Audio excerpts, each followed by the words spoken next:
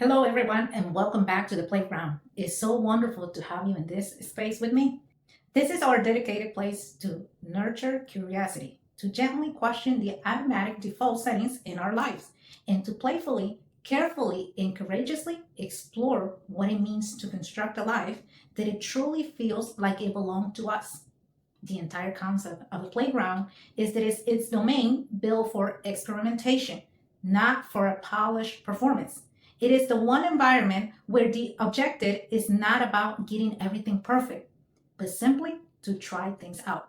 It's a space where you can trip, get a scrape on your knee, and pull yourself back together without a crowd watching you, making fun of you, or without the scorecard. And with the ultimate liberty to be beautifully, imperfectly human.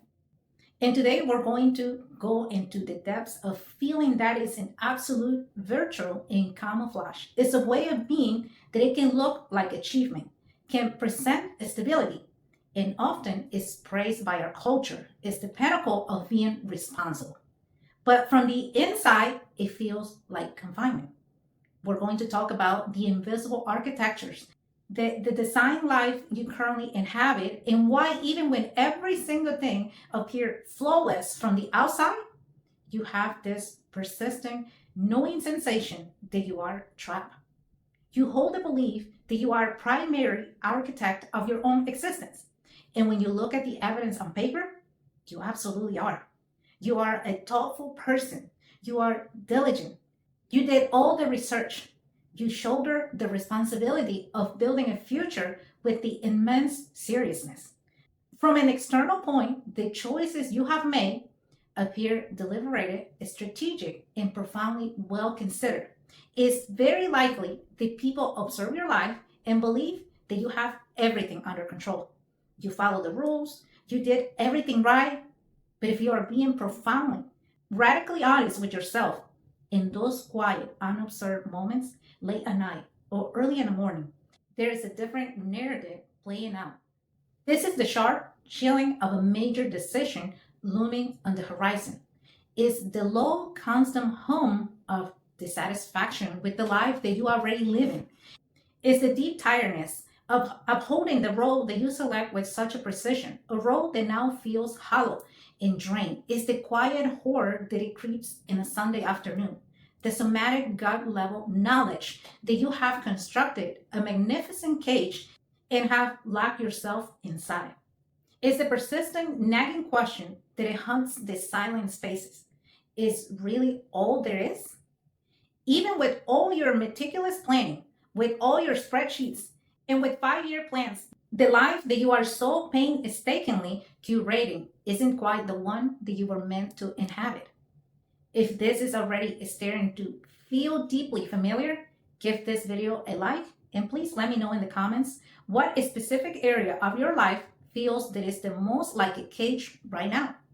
I would genuinely love to hear from you, and I can assure you that simply putting words to it, it will make someone else feel a little less isolated. This is the story of how the most capable and responsible people among us can end up living a life by default. A life is steered not by your own authentic inner guidance, but by the engine inherited programming we never consciously agreed to.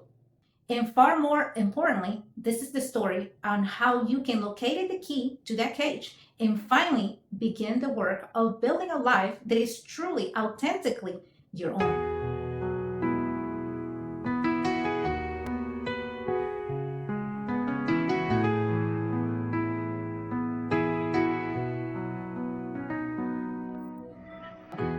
Let's travel back in time to a significant crossroad that you have faced.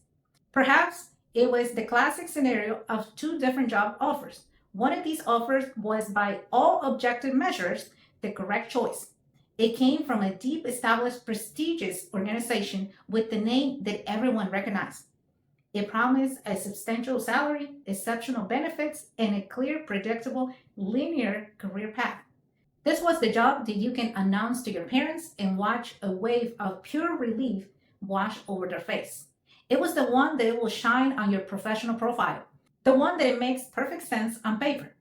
The other offer was an undeniable gamble. It might have been a role of a startup, a passion full with creativity, a project, or an opportunity that it requires moving to a city where you don't know anybody. The mission of the second option ignites something within you. The work itself felt vibrant and full of meaning, but the future it promised, it was a gigantic, terrifying question mark. There was no clear path, only a compelling first step. So you did what any intelligent, responsible person would do. You open up your laptop and launch a new spreadsheet. You constructed a fortress of logic around that decision. You checked the pros and the cons in an exhaustive detail. You mapped out a potential 5 or 10 year career trajectories for both paths. And after that analysis, you made the correct choice. You accepted the safe job. You choose the path of least resistance, the one that minimized immediate fear. For a time, it was perfect. It was acceptable. Perhaps it was even good. You felt secure. But now, years down the line, a very strange and unsettling phenomenon is taking place. That right choice now feels like a physical weight in your chest. The thought of a Monday morning approaching feels less like a fresh start and more like a slow motion surrender. That detail crafted spreadsheet is a distant memory, a monument to a form of a logic that it has guided you to a destination that it feels profoundly empty. The passion, the uncertainty of that other riskier choice now feels like a ghost that is haunting you, like a flickering glimpse of an alternative life that you might have lived, one that it feels more aligned with who you are. You tell people that you're feeling burnout or just stuck. But what you're really trying to articulate, what is burnout, is a symptom, is the terrifying thought that you have really detailed built the wrong life. You have become so accustomed to navigating your world by finding the correct answer, to achieving success and being perceived as capable and in control, that the possibility that you have already made a catastrophe, unfixable mistake feels utterly unbearable. When a friend approaches you for guidance, you are brilliant. Your advice is logical, insightful, and clear. But when the focus is on your own life, the prospect of dismantling the very structure you are carefully constructed and admitting to yourself and to the world that it wasn't making you happy is more terrifying than the thought of continuing to live a life that it feels hollow. You appear to be free, but you feel completely trapped. Your very sense of self has become dependent on upholding the correct choices that you have already made. Your life has transformed into a masterpiece of maintenance and in a fortress built from the bricks of logic and the wall of external validation. All of it designed to keep out a terrifying primal entity, the truth of your own happiness. You are living what we can accurately describe as a fear based line. And when you are in that state, you do not possess real freedom. Because genuine freedom is not about having made a flawless sequences of choices in the past. Real freedom is possessing the courage to admit that it isn't working in the present and trusting that you have the resilience and the resourcefulness to navigate whatever comes next. The trap you find yourself is so profoundly insidious because it is expertly camouflaged as wisdom. It's constructed from the very scripts that we are taught to live by from our earliest years. Be realistic. Don't burn your bridges. Always have 5 year plan. Failure is simply not an option. Make a smart choice. You are being lazy or careless. In fact, you were the absolute opposite.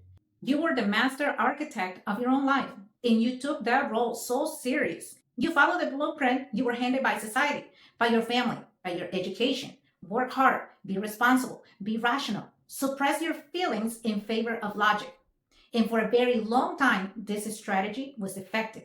And it got you to this exact point of the appearing success and stability. But here's the absolute core of the problem. The central illusion that we all have been sold, you mistook logical choices for aligned choices. You operate under the deep seed of assumption that the most rational, defensible path was also the truest path for you. You believe that a pro-con list could reveal the secrets about your own soul. A fear-based line life is one that you live primarily to avoid negative outcomes, rather than to consciously move towards positive. desire ones. It is a fundamentally defensive strategy for living. It's trying to navigate a vast and beautiful and mysterious landscape with a map that it only shows where the dragons are hiding. And if you see the map, you will become an expert of avoiding dragons and you will almost certainly survive. But you will never ever stumble upon the hidden waterfalls, the buried treasure, or the mountain peaks. You are living not from a place of genuine desire, passion, or curiosity, but from a deep, often unconscious, and all consuming need to feel safe and beyond reproach. On the surface, this feels like security. The issue is not the logic itself. Logic is a powerful and necessary tool. The problem arises when avoiding the fear is the only script that you know how to run. When you're being safe and sensible becomes the only metrics that you use to measure your life's worth. This constitutes the invisible cage. It is not forged from iron bars, but from sensible choices, secure career paths, and stable relationships that lack vitality. It's a very comfortable, well appointed cage. From the outside, it doesn't even appear to be a cage at all. It looks like a palace.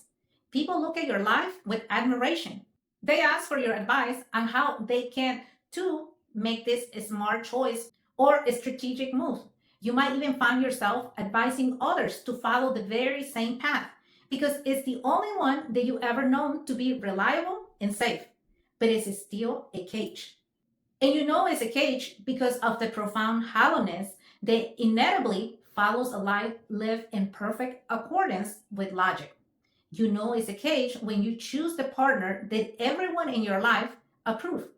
But you know that you feel not a genuine spark of connection, only a comfortable and predictable companionship. You know it's a cage when the arrival of the weekend doesn't bring joy, but rather the quiet, sinking dread of a Monday morning approaching. You know it's a cage when you hear yourself saying yes to another social obligation while every single cell in your body is screaming a desperate, silent no.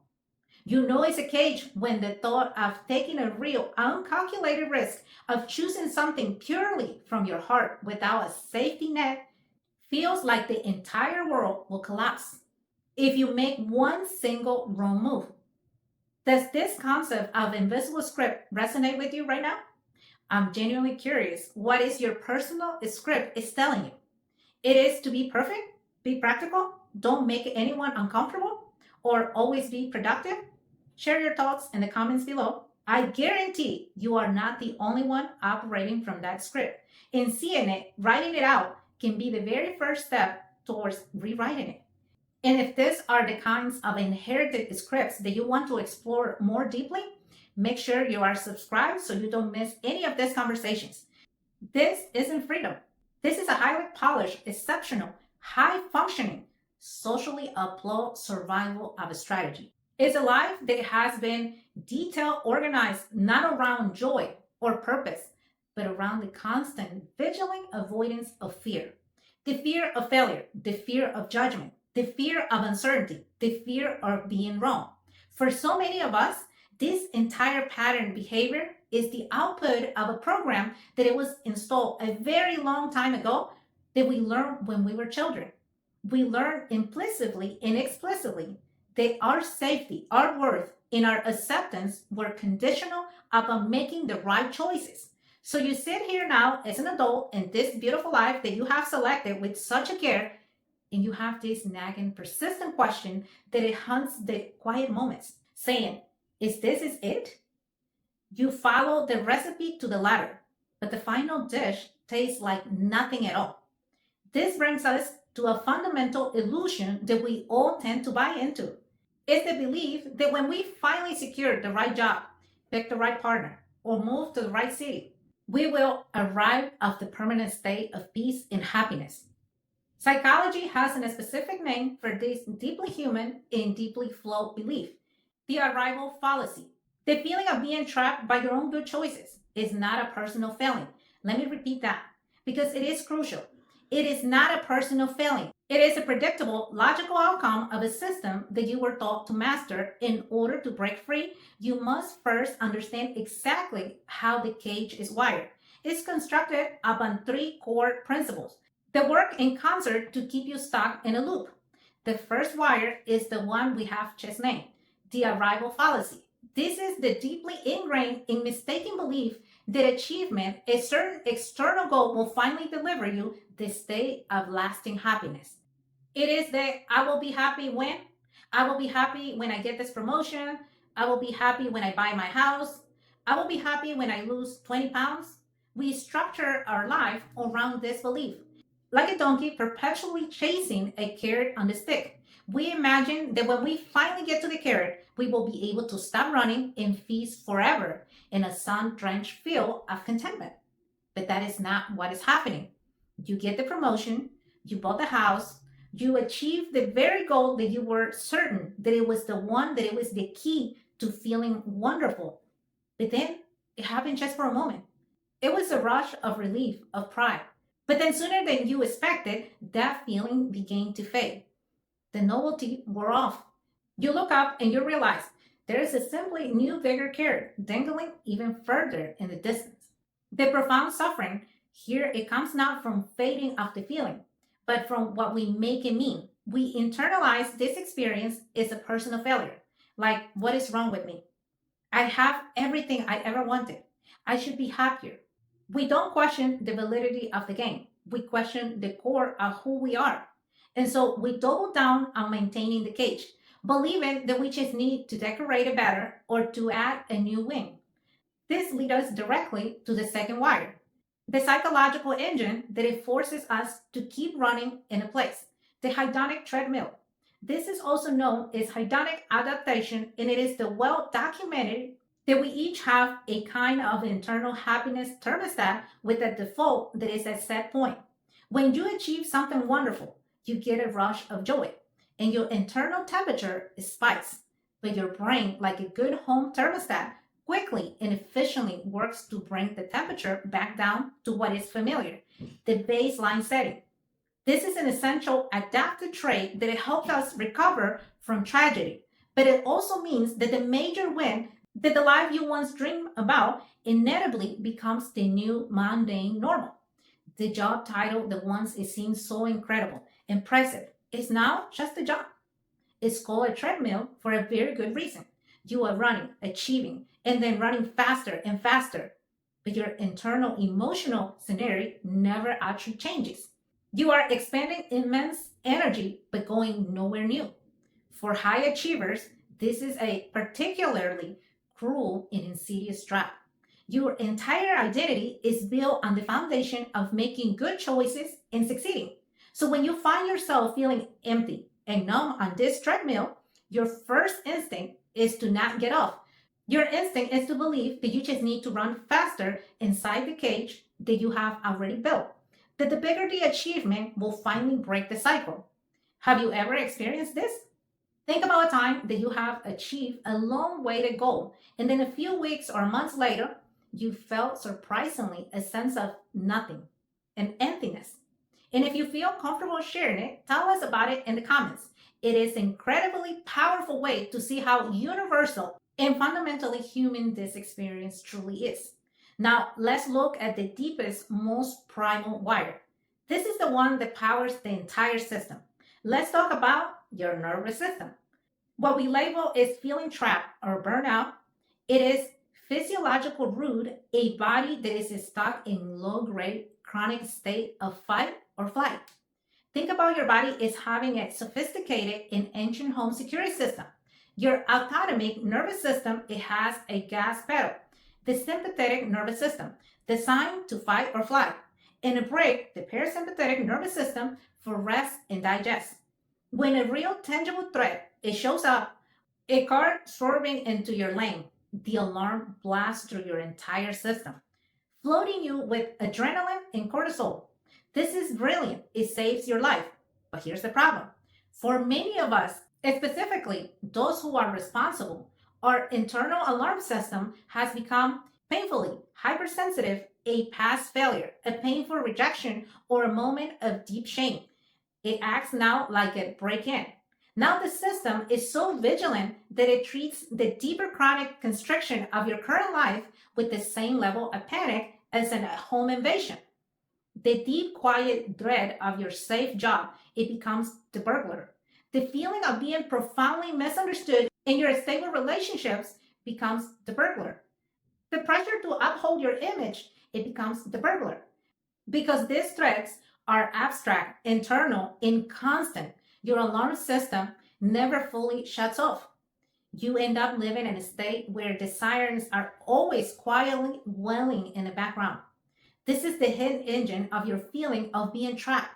You have learned to interpret that the internal alarm, the tightness in your chest, the knot in your stomach, the shallow breathing is a sign that you are fundamentally unsafe, that something is terribly wrong with your life.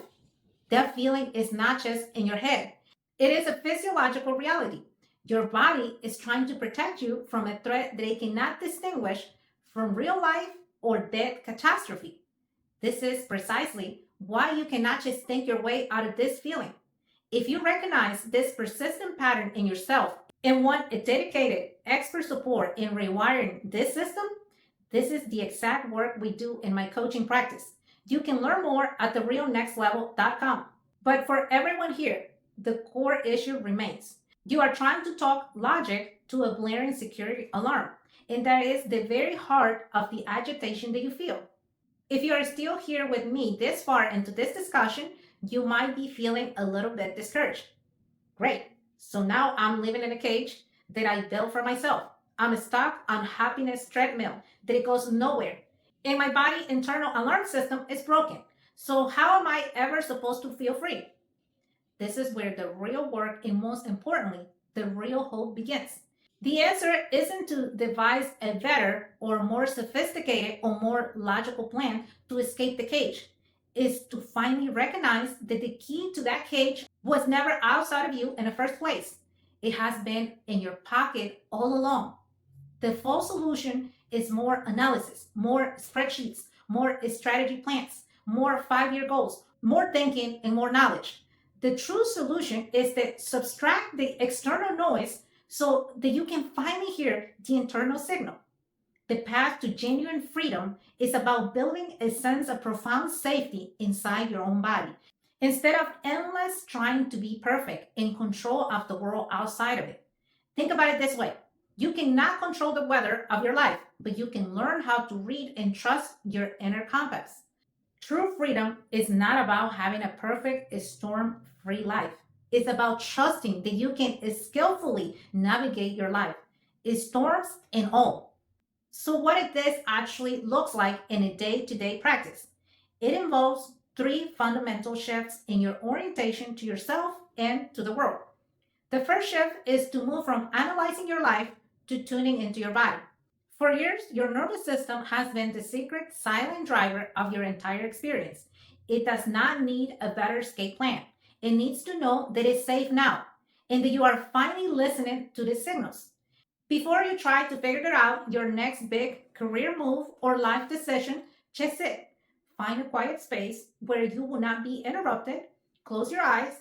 Bring to mind your job without any judgment, without attaching a story. Simply notice what is happening in your body.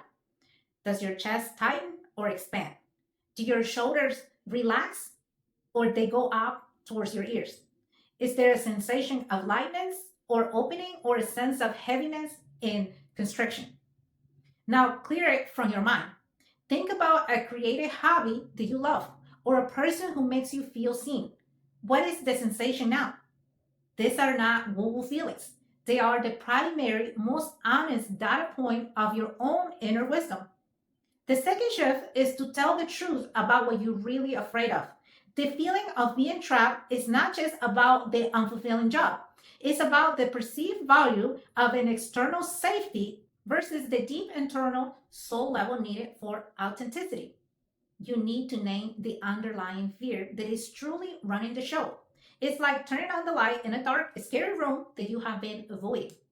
Pause and ask yourself with this genuine curiosity, what am I truly afraid that it will happen if I will admit to myself that I am unhappy? And do not stop at the first surface level answer. Go deeper. Okay, if that happens, what am I afraid that it will mean about me? When you finally turn on the light, you will see that the monster in the corner is just a pile of clothes. A fear story like I will be seen as a failure, or I will prove that I am not good enough after all, or it's too late for me to change my life. Once you can see the story for what it is, story, not an objective fact, you will realize you possess the power to rewrite a new one. The third and perhaps the most radical shift is to practice one small tangible act of trusting your inner signal. You have to act your way into this new way of being.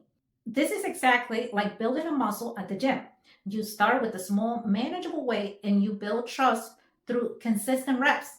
For example, if you are deciding what to eat for lunch, pause for 10 seconds.